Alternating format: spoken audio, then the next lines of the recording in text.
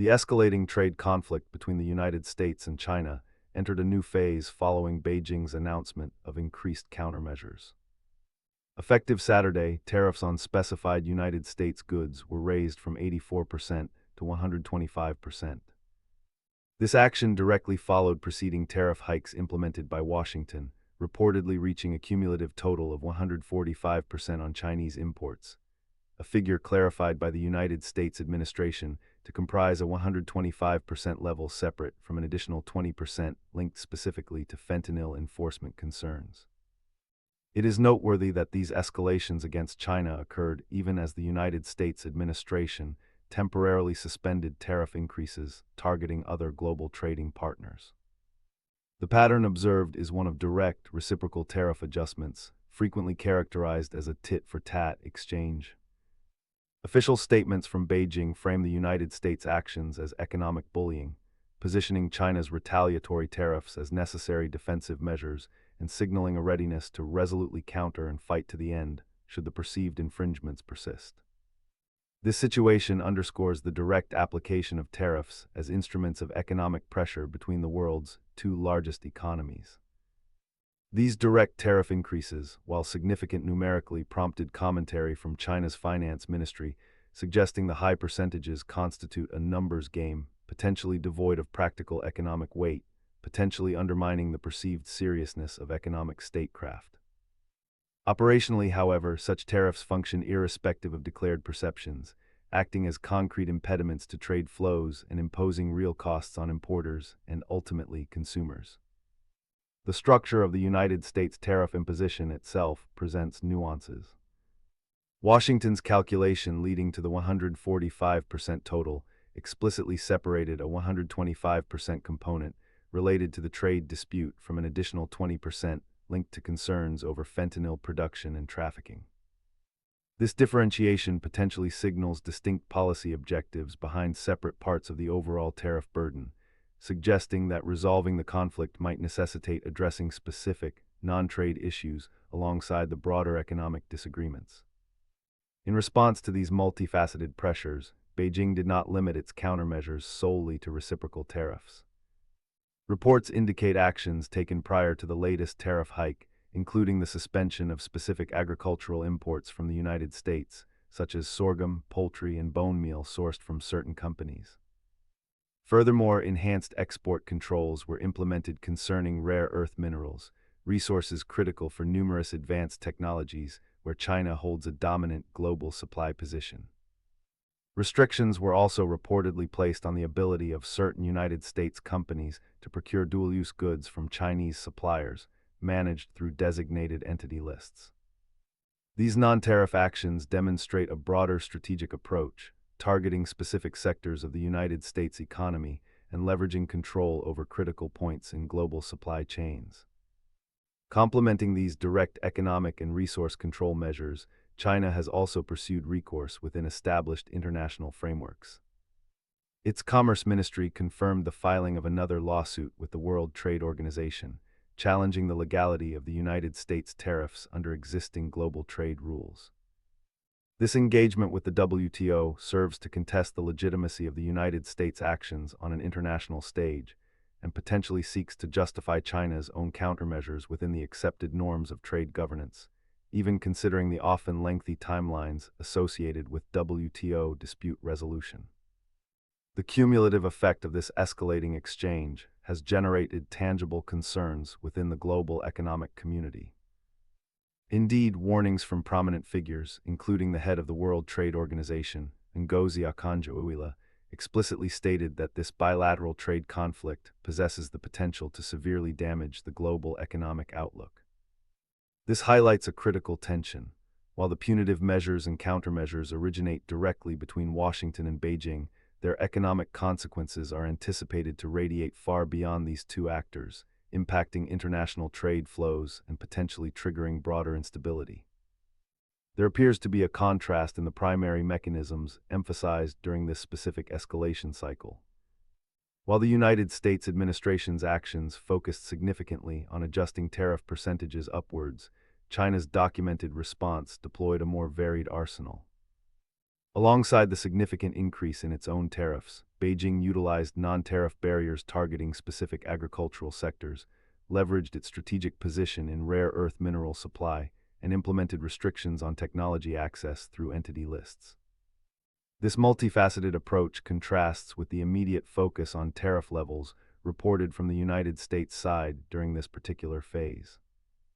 Furthermore, the characterization of United States actions as economic bullying by Chinese officials stands in juxtaposition to the observed pattern of symmetrical escalation, the tit-for-tat dynamic where tariff increases by one side were met with quantitatively similar responses from the other.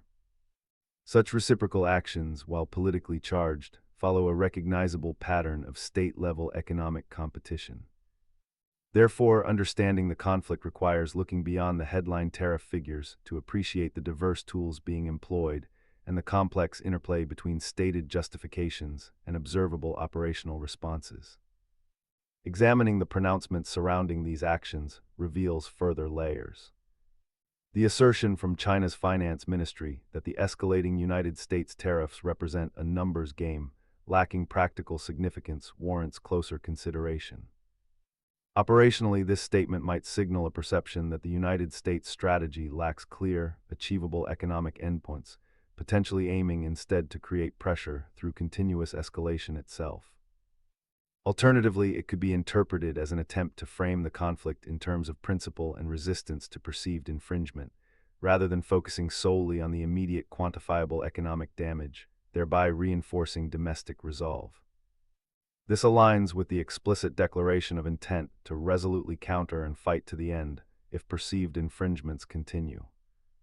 Such language indicates a strategic posture prioritizing sovereignty and resistance over short-term economic costs, suggesting a high tolerance for protracted economic friction. This declared resolve contrasts somewhat with the reported concerns voiced by United States business executives regarding potential recessionary impacts, highlighting potentially different domestic economic pressures influencing each side's strategic calculus. The complexity introduced by the differentiated United States tariff structure, separating trade-related duties from those linked to fentanyl, also merits deeper thought. This separation could offer Washington tactical flexibility, potentially allowing for negotiations or de-escalation on the trade front while maintaining pressure related to other specific security or law enforcement concerns. Conversely, it could complicate resolution pathways by intertwining distinct policy issues, requiring parallel or sequential agreements across different domains. Similarly, China's recourse to the World Trade Organization, while seemingly procedural, functions on a deeper level than mere legal challenge. It represents an effort to leverage the existing international system to contest the legitimacy of unilateral actions and to build a formal justification for its own countermeasures within the framework of established global trade norms, regardless of the WTO's current enforcement limitations. Taken together, these elements suggest a conflict being waged not only through direct economic measures, but also through strategic signaling, narrative framing, and the calculated use of international legal and institutional arenas. The implications of this ongoing dynamic extend significantly beyond the bilateral economic relationship. The sheer scale of the United States and Chinese economies means their direct conflict inevitably generates substantial ripple effects across the globe, as underscored by the concerns emanating from international bodies like the World Trade Organization. The potential for severe damage to the global economic outlook is not merely theoretical. It reflects the deep integration of both nations into international supply chains and financial markets. Disruptions caused by escalating tariffs and non-tariff barriers, such as the restrictions on rare earths or dual-use goods, can interrupt production processes worldwide and contribute to inflationary pressures or supply shortages far removed from the initial point of friction. Furthermore, the observed pattern of escalation, coupled with explicit statements of resolve from Beijing to fight to the end, suggests a trajectory prone to sustained conflict rather than swift resolution. This persistence carries strategic implications for global trade architecture and international relations. It challenges the stability and predictability that underpin international commerce and investment decisions. The conflict also serves as a demonstration of strategic capabilities and national will. China's deployment of diverse countermeasures, including leveraging its dominance in critical resource markets, signals its capacity to withstand external pressure and retaliate through asymmetric means. Simultaneously, the United States' continued application of high tariffs, even while pausing actions against other partners, indicates a focused, bilateral pressure strategy. Ultimately, this specific escalation, marked by reciprocal tariffs and multifaceted countermeasures, functions as a tangible manifestation of the broader strategic competition underway. It highlights the potential for major power disagreements to disrupt global economic stability and signals a challenging period for international trade cooperation. Consequently, the operational reality is one of intensified economic confrontation, characterized not only by reciprocal tariff increases, but also by the deliberate application of targeted non-tariff measures and the leveraging of strategic dependencies, such as rare earth minerals. This deliberate orchestration of economic tools underscores a phase where trade policy functions openly as an instrument of statecraft within a broader geopolitical rivalry. The observable outcome is a climate of heightened uncertainty impacting global commerce and investment, coupled with a clear demonstration by both major powers of their respective capacities and willingness to absorb and inflict economic pressure in pursuit of strategic objectives. The situation, therefore, reflects a tangible recalibration in major power relations, playing out directly within the mechanisms of the global economy. Thanks so much for watching. If you enjoyed this analysis, and be sure to give it a thumbs up and hit that subscribe button for more geopolitical insights like this. I love hearing your thoughts, so drop a comment below and let's keep the conversation going. Share this video with anyone interested in deeper perspectives on current events. Until next time, stay informed and think critically. Thank you.